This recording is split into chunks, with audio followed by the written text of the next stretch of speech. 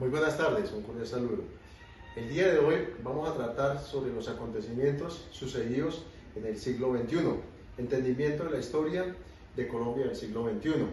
Vamos a tomar como referente el año 1990 hasta la fecha año 2027. Nuevamente muy buenas tardes, mi nombre es Carlos Bejarano, estudiante del pregrado de Ciencia Política de la Universidad Nacional Abierta a Distancia. Vamos a iniciar con un contexto muy puntual sobre un hito o un acontecimiento que fue un hito en la historia de Colombia. Lo evidenciamos, el movimiento de la séptima papeleta. Es un movimiento que surgió de la sociedad civil, estudiantes de varias universidades en Colombia, quienes cansados, digamos, de alguna manera de la proclama constante de las necesidades y ante la presencia precisamente de la Constitución de 1886, quieren una nueva constituyente. Por tanto, en marzo del año 1990, cuando eran las elecciones de gobernación, alcaldías, consejos, juntas de administradoras locales y asamblea, ellos deciden colocar o introducir una séptima papeleta, la cual decía básicamente sí a una Asamblea Nacional Constituyente. Era una papeleta, un documento pequeño que no tenía por el momento un valor, pero el significado político sí tenía mucha dimensión. Es por ello que esta situación conllevó precisamente a diciembre de 1990 a que se convocara a una Asamblea Nacional Constituyente. Vemos, por tanto, este otro momento importante en la historia de Colombia, como fue la Asamblea Nacional Constituyente. Una asamblea que buscó precisamente una inclusión, una asamblea que dejó de ser un país religioso a un país laico. Estamos viendo que algo primordial, tal como se puede observar en el artículo 1 de la Constitución, un Estado social de derecho. Eso es algo de mucha importancia que ayudó, digamos, para generar cierta equidad en Colombia. Se generó, por tanto, el multipartidismo. Hay que tener presente que veníamos solamente del bipartidismo, la hegemonía del Partido Conservador y el Partido Liberal. De igual manera, se enfocaba a un estado de bienestar, a esa inclusión, a una nueva sociedad. Posteriormente vemos, digamos, sobre esa década, digamos, el conflicto armado que fue, digamos, de gran repercusión, como fue la subversión, el paramilitarismo y el narcotráfico. En esa década, digamos, del 90, después de la Constitución, tenemos un fortalecimiento bastante fuerte sobre las guerrillas, básicamente por primera, digamos, la FARC y el ELN, lo cual, digamos, acorraló en algún momento al Estado como tal. La pérdida de acción militar por parte de las Fuerzas Armadas es algo, digamos, que perdió, digamos, su capacidad, perdió su forma, digamos, su dirección combativa que se tenía para el momento. ¿Qué contamos también? El incremento del paramilitarismo. Fue un sigo, como digo yo, prácticamente de la misma guerrilla que buscaban, digamos, aniquilar a la guerrilla, básicamente a las FARC. Y este conjunto, digamos, del paramilitarismo como tal se fortaleció precisamente en esta década. El incremento o el aumento del narcotráfico, digamos, el mismo contexto, digamos, del narcotráfico tuvo un fuerte impacto en Colombia porque logró repercutir y más que todo penetrar toda la sociedad, toda la institucionalidad. Y una violencia generalizada, digamos, en toda esta época después de la Constitución de 1990, sobre los años 1995, en los periodos de Ernesto Samper Pizano, de César Gaviria, digamos, que estaba en la Constitución. Posteriormente, ya sobre el mandato de Misael Pastrana Borrero, sobre 1998, tenemos los diálogos de paz en el Caguán, en el Caquetá. Vemos, digamos, que se genera, digamos, hay que recordar que hubo una zona de extensión de 42.000 kilómetros como tal, 42.000 kilómetros cuadrados, que de alguna manera buscaba, digamos, de que toda la guerrilla de las FARC llegaran a este punto para desde allí generar los diálogos, para generar un control sobre ello. Pero ahí también es claro que eso no sucedió, solamente utilizaron esa zona de extensión para delinquir, para fortalecerse y generar mayor capacidad subversiva. De igual manera tenemos el aumento de la inseguridad como tal vivía en estos años finalizando siglo, sobre el 98-99, fue bastante amplio, digamos. El aumento del secuestro fue un tema que, digamos, llevó a una gran reflexión en Colombia. Los secuestros en Colombia se dispararon como tal, fueron muy fuertes. Tenemos el narcotráfico, digamos, como financiación. Al ser, digamos, el narcotráfico como tal generaba esas burbujas económicas, el flujo de dinero, ello ayudó, digamos, para la financiación de estos grupos guerrilleros, de los grupos paramilitares y del mismo contexto como tal del narcotráfico. Posteriormente, ya finalizando el periodo de Andrés Pastrana, tenemos también un suceso que es un hito en Colombia, digamos, por la capacidad que buscaba Estados Unidos de ayudar en el fortalecimiento a las Fuerzas Armadas, al Estado como tal y sobre todo a combatir el narcotráfico. Este programa se llamó, como digo, Plan Colombia, y tenemos pues de alguna manera lo que en su momento se manejaba: los gringos ponen las armas, Colombia coloca los muertos. Era como una protesta, digamos, que había frente a este Plan Colombia. La ruptura de los diálogos de paz precisamente con las FARC. Recordemos que en el mismo inauguración de los procesos de paz, Manuel Marulanda Velos no estuvo acompañado de Andrés Pastrana, por tanto, digamos, ya hubo ese concepto político de que esto no iba para ningún lado.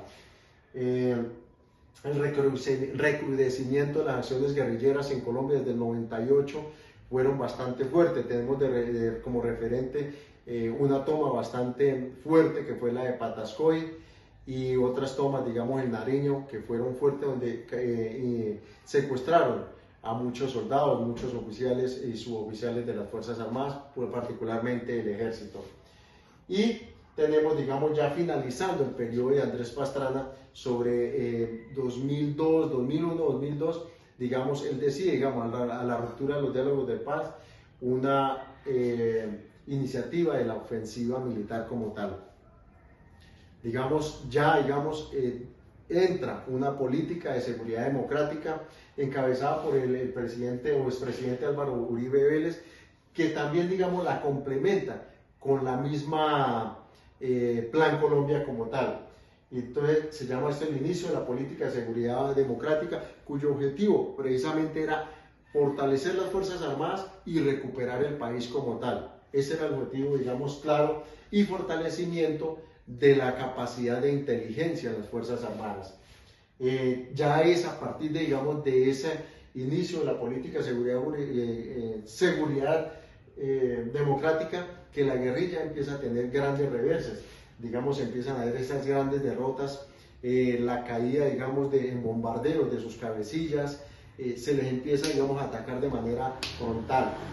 Pero también este contexto de la política de seguridad democrática también tuvo un contexto que marcó, digamos, de manera negativa, como fue, y lo señalamos aquí, las ejecuciones extrajudiciales entre el 2002 y el 2010, que fue, digamos, una forma en que las Fuerzas Armadas, principalmente el Ejército, se encargaba de presentar a muchos civiles como dados de baja, y eso minó la confianza en la sociedad colombiana. Tenemos el proceso de paz también en este mismo periodo de gobierno del presidente o expresidente Uribe, los diálogos de paz con los paramilitares en Santa Fe de Ralito, en Córdoba. Esos inicios de diálogos, empiezan las conversaciones como tal, las desmovilizaciones de las AUC, y el narcotráfico se sigue, digamos, combatiendo de manera fuerte, toda vez que se considera, digamos, la fuente de financiación. No obstante, una vez se desmovilizan los paramilitares en el 2005, sobre el 2007-2008 se logra evidenciar que los cabecillas siguen en temas de narcotráfico, y posteriormente son extraditados a Estados Unidos para de alguna manera que paguen sus penas. ¿Por qué? Porque fueron expulsados, digamos, de esos diálogos o de los acuerdos como tal, porque no los cumplieron, toda vez que continuaron en ese tema, digamos, relacionado con el narcotráfico. Posteriormente, ya iniciamos el proceso o el periodo de gobierno del presidente Santos, y él lo inicia, digamos, posteriormente con los diálogos de La Habana en Cuba, que es básicamente con las FARC. En este tiempo, digamos, se inician digamos, esas conversaciones buscando, digamos, acuerdos.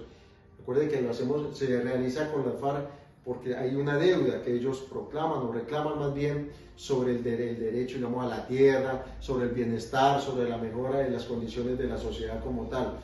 Se firma, digamos, ese acuerdo de paz, pero antes de eso hay que tener en cuenta que también hubo un paro nacional conocido como el paro agrario, básicamente sobre el año 2013, y ya sobre el 2016 hay una firma del acuerdo de paz en La Habana. Ya, digamos, terminamos, digamos, o iniciamos básicamente el periodo de gobierno del expresidente Iván Duque, y hay un tema muy puntual que es la pandemia. Digamos, la pandemia fue algo que marcó, digamos, a nivel mundial, pero fue un desafío para Colombia en el entendido de que también como los demás países no estábamos preparados para el tema.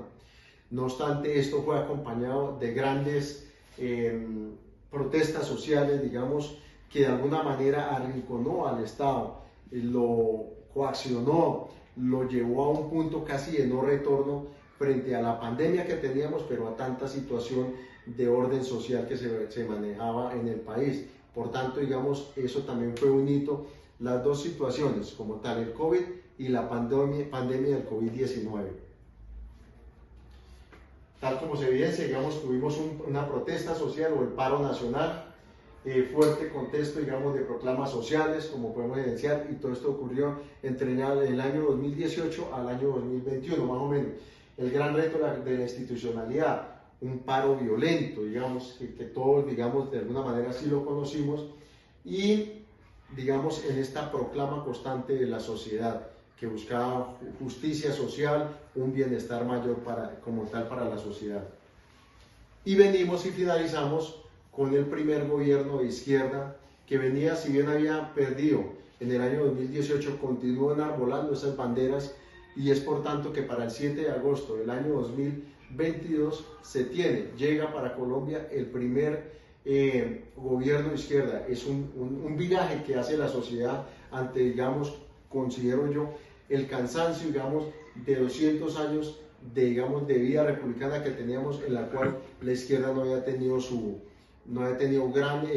papel importante. Es por tanto que a partir del 7 de agosto o de junio, digamos 19 de junio del año 2022, cuando el doctor Gustavo Petro Urrego gana como candidato, gana la presidencia, de esta manera asumiendo su gobierno el 7 de agosto con grandes retos que hasta el momento pues ha habido expectativas entre si ha cumplido o ha fijado sus políticas como tal, las ha podido desarrollar.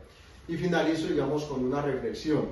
Vemos, digamos, en estos cortos, digamos, 10 años más 35 años, que lo podemos colocar dentro de los grandes contextos del siglo XXI, toda la dinámica social, toda la dinámica política, todas las necesidades han llegado casi al mismo punto, buscando soluciones, buscando un mejoramiento. Es por tanto que, digamos, este pequeño análisis pretende evidenciar como tal las grandes luchas, los grandes avances y a los que estamos expuestos como nuevos retos de aquí en adelante. Muchas gracias.